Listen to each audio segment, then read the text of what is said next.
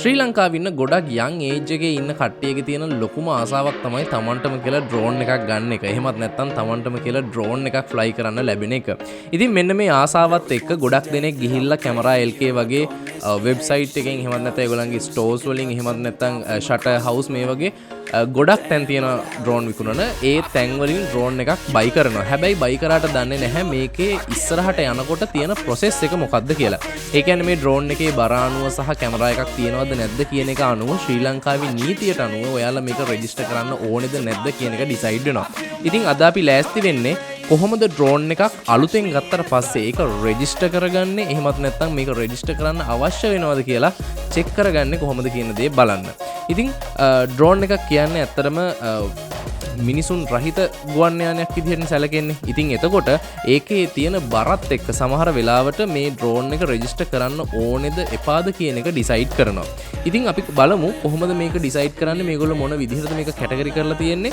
ඒ වගේම තමයි මේ වගේ පොඩි ඩ්‍රෝන් එකක් වුණත් ලංකාවේ රෙජිස්ටර් කරනකොට මොන විදිහටද මේකේ ක්‍රියාපටිපාටිය අපි පටන් ගන්න ඕනේ. ඒ කියන්නේ මොකද්ද වෙබ්සයිට් එක, කොහොමද පේමන්ට් එකක් කරන්නේ, ඒ වගේ මොනවද දෙන්න ඕන ඩීටේල්ස් කියලා. ඉතින් වැඩි කතා බහ නැතුව අපි යමු වීඩියෝ එකට. අද අපි බලනවා කොහොමද අලුතෙන්ම ගන්න ඩ්‍රෝන් එක රෙජිස්ටර් කරන්න කියන දේ ගැන. ඒ වගේම තමයි ඒවා කොහොමද පබ්ලික් ප්ලේසස් වල ෆ්ලයි කරන්න කියන දේ ගැන. ඉතින් මාස්ටර් ටෙක් YouTube channel එක subscribe කරලා නෙමෙයි නම් ඔයාලා වීඩියෝ එක බලාගෙන ඉන්නේ අනිවාර්යයෙන්ම පහළ තියෙන රතු පාට subscribe button එක click කරන්න. click කරලා ඊට හැපතෙන් තියෙන notification bell icon එක click කරලා තියාගත්තොත් මම මේ වගේ දාන වීඩියෝස් ඉක්මනටම ඔයාලා ගාවට notification එක විදිහටම ගෙන්න ගන්න හැකියාව තියෙනවා. එහෙනම් අපි යමු කොහොමද drone එක register කරන්න කියලා බලන්න. ඉතින් drone එක register කරන්න කලින් ඔයාලා දැනගන්න ඕන ප්‍රධාන කරුණු කීපයක් තියෙනවා. drone එක register කරන්න අවශ්‍ය වෙන්නේ ඔයාලගේ ඩ්‍රෝන් එක ග්‍රෑම් 250ට වැඩි කැමරා එකක් තියෙන ඩ්‍රෝන් එකක් නම් විතරයි. ඒ වගේම තමයි ග්‍රෑම් 250ට අඩු කැමරා එකක් තියෙන ඩ්‍රෝන් එකක් නම් ඒත් ඔයාලා රෙජිස්ටර් කරගන්න ඕනේ. හැබැයි ග්‍රෑම් 250ට අඩු කැමරාත් නැති එහෙමත් නැත්නම් අර අපි කියන්නේ ටොයි ඩ්‍රෝන්ස් කියලා ඒ වගේ දේවල් ශ්‍රී ලංකාවේ සිවිල් ඒවියේෂන් ඔතොරිටි එකේ රෙජිස්ටර් කරන්න අවශ්‍ය වෙන්නේ නැහැ. ඔයාලට පුළුවන් ඒක ඔයාලගේ වත්තේ සීමාවේ එහෙමත් නැත්නම් ඔයාලගේ ගෙදර සීමාව ඇතුලේ ෆ්ලයි කරන්න. මොකද ඒ ටොයි ඩ්‍රෝන්ස් ඔයාලට එච්චර ලොකුවට ෆ්ලයි කරන්න බැරි ඩ්‍රෝන්ස් නිසා. ඉතින් සාමාන්‍යයෙන් ගත්තට පස්සේ ග්‍රෑම් 250ට වැඩි හෝ අඩු කැමරා තියෙන ඩ්‍රෝන්ස් රෙජිස්ටර් කරනවා නම් ඔයාලා යන්න ඕන වෙබ්සයිට් එකක් තියෙනවා. මම මේ වෙබ්සයිට් එක අනිවාර්යයෙන්ම මේ වීඩියෝ එකේදී පෙන්නන්නම් කොහොමද මේ ඇප්ලිකේෂන් එක ෆිල් කරන්න කියන දේ ගැන. ඊට අමතරව තවත් දෙයක් ඔයාලට කියලා ඉන්න ඕනේ. ඒ තමයි මේ ඩ්‍රෝන් එක රෙජිස්ටර් කරාට පස්සේ ඔයාලා මේ ඩ්‍රෝන් එක ෆ්ලයි කරනවා නම් ඔයාලට අනිවාර්යයෙන්ම ඉන්ෂුරන්ස් එකක් අවශ්‍ය වෙනවා. ඉතින් මේ ඉන්ෂුරන්ස් එක අවශ්‍ය වෙන්නේ ඇත්තටම කිව්වොත් ග්‍රෑම් 250ට වැඩි කැමරා තියෙන ඩ්‍රෝන්ස් වලට. ඒ කියන්නේ ඔයාලා හිතන්නකෝ දැන් මේක ගත්තොත් එහෙම මේක මිනි 2 එකක්. මේ මිනි 2 එකේ බර වෙන්නේ ග්‍රෑම් 249යි. හැබැයි කැමරා එකකුත් තියෙනවා. ඉතින් මේක ෆ්ලයි කරන්න මේකට ඉන්ෂුරන්ස් එකක් අවශ්‍ය වෙන්නේ නැහැ. මේකට ඩ්‍රෝන් රෙජිස්ට්‍රේෂන් එක සහ ඩ්‍රෝන් එකේ ඒ අදාළ කරන ඒරියා එකට පර්මිෂන් එක ගත්තාම ඇති මේක ෆ්ලයි කරන්න. මොකද මේක වැටුණා කියලා සාමාන්‍යයෙන් කිසිම තර්ඩ් පාර්ටි ප්‍රොපර්ටි එකකට හානියක් සිද්ධ කරන්න බෑ. මොකද මේක එච්චර බර ඩ්‍රෝන් එකක් නෙමෙයි. හැබැයි ඔයාලා Phantom 4 Pro එකක්, Phantom 4 එකක්, Phantom 3 එකක් එහෙමත් නැත්නම් Mavic Cine එකක් වගේ යූස් කරනවා නම් ඒකට අනිවාර්යයෙන්ම ඉන්ෂුරන්ස් එකක් දාන්න ඕනේ. ඒක ෆුල් ඉන්ෂුරන්ස් එකක් හරි තර්ඩ් පාර්ටි ඉන්ෂුරන්ස් එකක් හරි විදිහට දාගන්න හැකියාව තියෙනවා. ඉතින් තර්ඩ් පාර්ටි ඉන්ෂුරන්ස් එකක් දානවා නම් මට මතක විදිහට රුපියල් 12000 15000 අතර මුදලක් යනවා සාමාන්‍යයෙන්. ඒ වගේම ෆුල් ඉන්ෂුරන්ස් එකක් දානවා නම් ෆුල් ඉන්ෂුරන්ස් එකක් දානකොට සාමාන්‍යයෙන් ලක්ෂයකට වැඩි මුදලක් තමයි ඔයාලට යන්නේ. ඉතින් මම දන්න විදිහට ශ්‍රී ලංකාවේ මේ වෙනකොට ඩ්‍රෝන් ඉන්ෂුරන්ස් කරන්න ප්‍රසිද්ධම ආයතනය තමයි ශ්‍රී ලංකා ඉන්ෂුරන්ස් ආයතනය. ඉතින් ඔයාලා දැන් මේ ඉන්ෂුරන්ස් එකක් දැම්ම කියලා ඇත්තටම ඔයාලගේ ඩ්‍රෝන් එකට ප්‍රොටෙක්ෂන් එකක් තියෙනවා. එහෙමත් නැත්නම් ඔයාලා හිතන්නකෝ දැන් මම මේ ඩ්‍රෝන් එකට ඉන්ෂුරන්ස් එකක් දානවා රුපියල් ලක්ෂයක් ගාලා ෆුල් ඉන්ෂුරන්ස් එකක්. මේක මගේ යාළුවෙක්ගේ අතින් කොහේ හරි ලැබුණ එකදී වැටෙනවා. ඒ කියන්නේ මුහුදට වැටෙනවා. එතකොට ඒකට මට ඉන්ෂුරන්ස් ක්ලේම් කරන්න පුළුවන් ද වාහන වලට වගේ? එහෙම කරන්න බෑ. ඒකට හේතුව තමයි ඔයාලට ඉන්ෂුරන්ස් එකක් ක්ලේම් කරන්න නම් ඔයාලට සිද්ධ වෙනවා ඔයාලගේ ඩ්‍රෝන් එක රෙජිස්ටර් කරපු කෙනා එහෙමත් නැත්නම් ඔයාලගේ ඩ්‍රෝන් එකේ රෙජිස්ටර්ඩ් ෆයිලට් ඒක පදවලා තියෙන්න ඕනේ. ඒ වගේම තමයි අදාළ තැනට ගන්න ඕන සිකියුරිටි ක්ලියරන්ස් CAA එකෙන් ගන්න ඕන පර්මිෂන් ලෙටර්ස් තියෙනවා නම් විතරයි ඔයාලට මේ ඩ්‍රෝන් එකට හම්බෙන ක්ලේම් එක හම්බ වෙන්නේ. ඉතින් ඔයාලගේ යාළුවෙක්ගේ අතින් එහෙම වුණා කියලා එහෙමත් නැත්නම් පර්මිෂන් ගත්තු නැති තැනක ඔයාලගේ ඩ්‍රෝන් එක වැටුණා කියලා ඔයාලට ෆුල් ඉන්ෂුරන්ස් ගෙවන්නේ නැහැ. ඉතින් ඒ හින්දා මේ ඩ්‍රෝන් වලට සම්බන්ධ ඉන්ෂුරන්ස් වලදී මට නම් ඇත්තටම තියෙන්නේ ඒක අවශ්‍ය නැහැ කියන දේ. මොකද තර්ඩ් පාර්ටි එකකින් හොඳටම ඇති මේ වැඩේ කරගන්න. ඉතින් ඒක මගේ පර්සනල් ඔපිනියන් එක විතරයි. ඒක ඔයාලා කැමති විදිහකට ෆලෝ අප් කරන්න පුළුවන්. ඉතින් ඔන්න ඔය ටික තමයි ඩ්‍රෝන් රෙජිස්ට්‍රේෂන් එක සහ ඉන්ෂුරන්ස් එක ගැන කියන්න තියෙන්නේ. මේ ඩ්‍රෝන් එකක් ගත්තු ගමන් රෙජිස්ටර් කරන ප්‍රොසෙස් එක මොන විදිහටද කියලා අපි දැන් බලමු. හරි, ඉතින් අපි දැන් ලෑස්ති වෙන්නේ කොහොමද ඩ්‍රෝන් එක රෙජිස්ටර් කරන ප්‍රොසෙස් එක තියෙන්නේ කියලා බලන්න. ඉතින් මම අද කතා කරන්නේ මේ ඩ්‍රෝන් රෙජිස්ට්‍රේෂන් එක ගැන විතරයි. ඉතින් එතනදී ඔයාලට අවශ්‍ය කරන ඉම්පෝටන්ට් පොයින්ට්ස් ඔක්කොම ටික මම මේ වීඩියෝ එකෙන්ම කියලා දෙනවා. ඉතින් ඔයාලා මුලින්ම යන්න ඕනේ මෙන්න මේ කියන URL එකට. මේ තියෙන්නේ portal.caa.lk/apply-now-report.php. මෙන්න මේ ලින්ක් එකට යන්න. මේ ලින්ක් එක මම ඩිස්ක්‍රිප්ෂන් එකේ දාලා තියන්නම්. මේ ලින්ක් එකට ගියාට පස්සේ ඔයාලට බලා ගන්න පුළුවන් Fly My Drone in Sri Lanka කියලා සයිට් එක බලා ගන්න පුළුවන්. ඒ වගේම තමයි මෙතන ඒගොල්ලෝ ෆෝම් එක ෆිල් කරන්න කලින් කියලා තියෙනවා please upload a clear document JPG PNG PDF of your passport identity card. This application for owner will be the other remote pilot කියලා.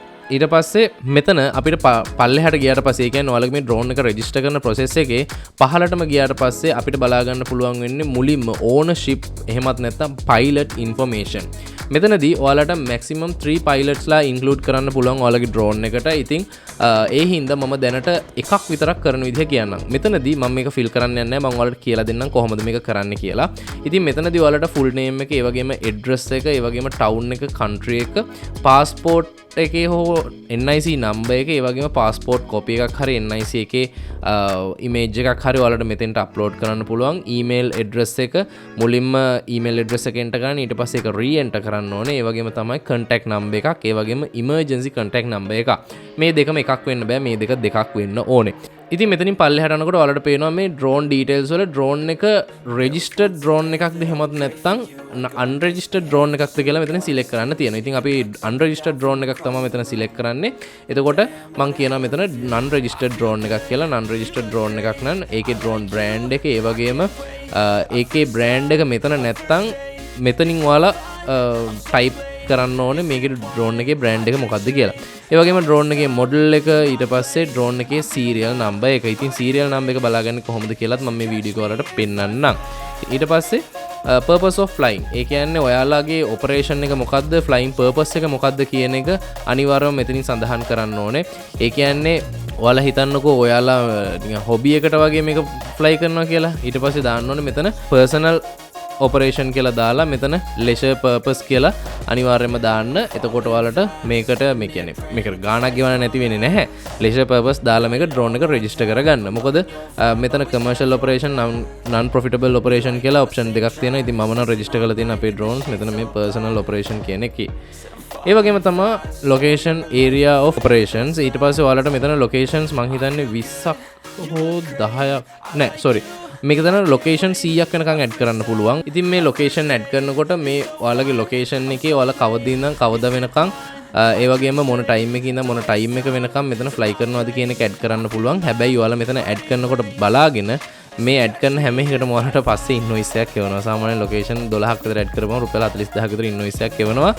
ඒක හින්දා ඔයාලා මේක දැනට රෙජිස්ටර් කරගෙන ඒ කියන්නේ ඔයාලා දාන ලොකේෂන් එක එකක් දාන්න. ඒ කියන්නේ නිගම්බ බීච් නම් නිගම්බ බීච් කියලා දාලා කවද ඉඳන් කවදද කියලා පොඩ්ඩක් දාලා ෆස්ට් ෆ්ලයින් එක ගන්න කොහොමද කියලා දාලා මේකේ ඩ්‍රෝන් එක රෙජිස්ටර් කරන ප්‍රොසෙස් එකේදී මේක දැනට දාලා තියාගන්න.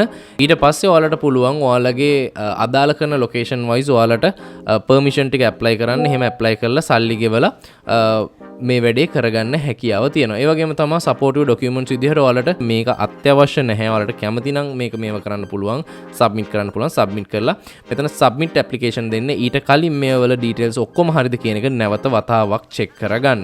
ඊට පස්සේ සබ්මිට් ඇප්ලිකේෂන් කියන එක දුන්නාට පස්සේ ඔයාලට දවස් කීපයක් ඇතුළත දවස් කීපයක් කියන්නේ දවසක් ඇතුළත ඔයාලට ඊමේල් එකක් එයි ඔයාලගේ රෙජිස්ට්‍රේෂන් නම්බර් එක.